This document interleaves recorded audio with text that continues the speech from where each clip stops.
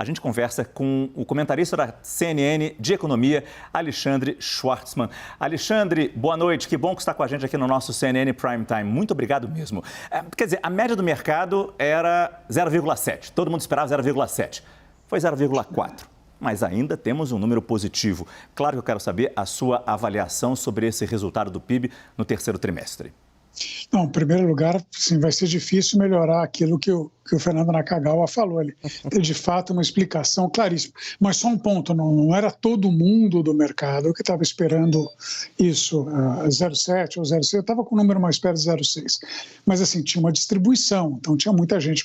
Na verdade, assim, o intervalo de projeção é de 0,2 até 1, né? Veio 0,4, desapontou um tanto, né? Lembrar que também não foram todos os trimestres para trás que tiveram melhora. O dado do segundo trimestre foi revisado um pouquinho para baixo, mas no conjunto da obra foi o que o Nakagawa falou. A gente está com um PIB mais alto, né? Inclusive, né, quando a gente pegava assim, o que a gente tinha no final do ano passado, o que a gente chama do carregamento estatístico, quer dizer, quanto o PIB do ano cresceria se ele tivesse trimestre a trimestre parado, só na comparação da média de um ano para o outro, com os dados anteriores à revisão era só 0,3. Com os dados novos, revisados pelo IBGE, já vai para 0,7. Então, já aponta para um crescimento mais alto no ano. Agora, o relevante mesmo é olhar o que está acontecendo ali na ponta.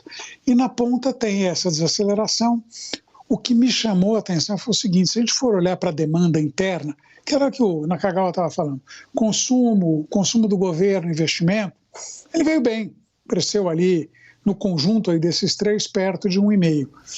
O que acontece é que já há sinais que a economia não consegue produzir aquilo que está sendo demandado internamente. Então a gente está começando a ter que importar bem mais, né? E aí o que acontece é que você tem uma expansão da demanda interna de 1,5 e o PIB cresce 0,4.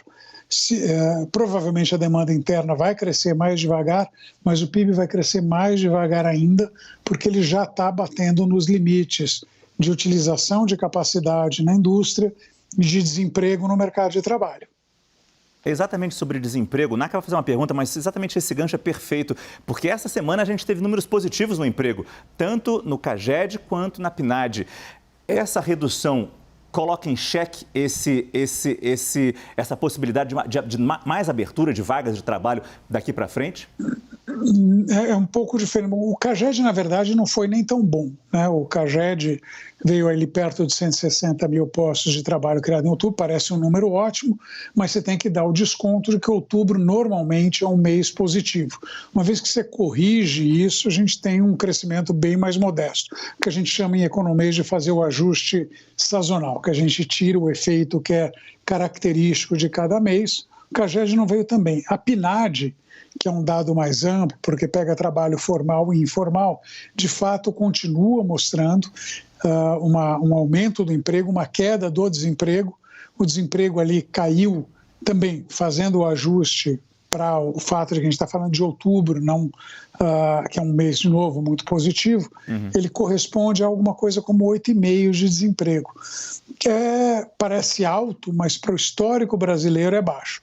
E o moral dessa história é que a gente está vendo salários subindo, esses salários estão batendo na inflação, e a gente começa a ver exatamente por isso, porque parece ter essa dificuldade de contratar gente, que os salários começam a subir, a inflação começa a subir, e aí coloca o Banco Central numa posição delicada, porque ele já parou de subir juros, na expectativa que esse aumento de juros deles levasse a uma desaceleração da economia e isso levasse à queda da inflação. Só que a gente tem o governo vindo do outro lado, gastando literalmente como se não houvesse amanhã. Já gastou na segunda metade desse ano e a promessa é que vai gastar um outro tanto por conta do tal do waiver, né, do teto de gastos no ano que vem, e aí coloca o Banco Central certamente numa posição delicada, porque jogar mais demanda nessa economia provavelmente significa mais dificuldade de trazer a inflação de volta para a meta. Schwartzman, eu queria te ouvir exatamente sobre essa discussão econômica da PEC de 2023.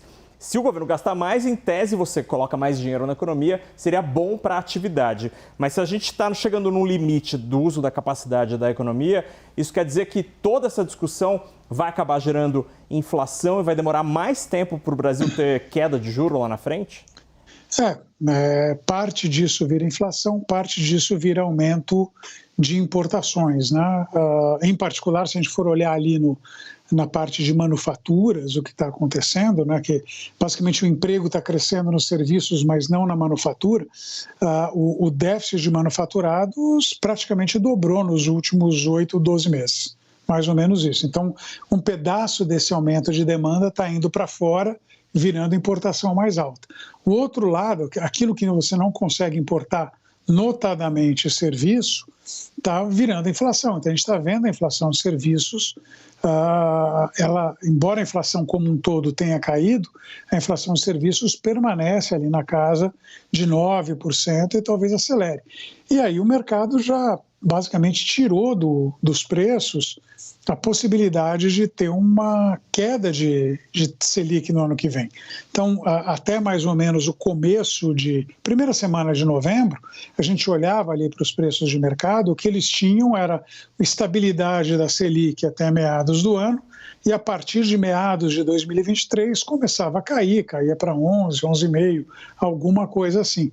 Se a gente for olhar o que está projetando hoje, talvez um pequeno aumento da Selic ainda na primeira metade do ano, e eu enfatizo talvez, isso não está absolutamente certo, mas o mercado tirou dos preços qualquer possibilidade de corte de juro na segunda metade do ano que vem. Pelo contrário, trabalha com estabilidade da Selic na segunda metade, que é reflexo exatamente disso, reflexo da ideia de que você já tem uma economia que está ali com uma série de gargalos, né, gargalo de mão de obra, gargalo de capacidade instalada na indústria, eu falo, não, a despeito disso eu vou aumentar o gasto, vou transferir mais dinheiro, as famílias vão gastar mais, isso aí provavelmente vai virar mais aumento de preço do que aumento de produção.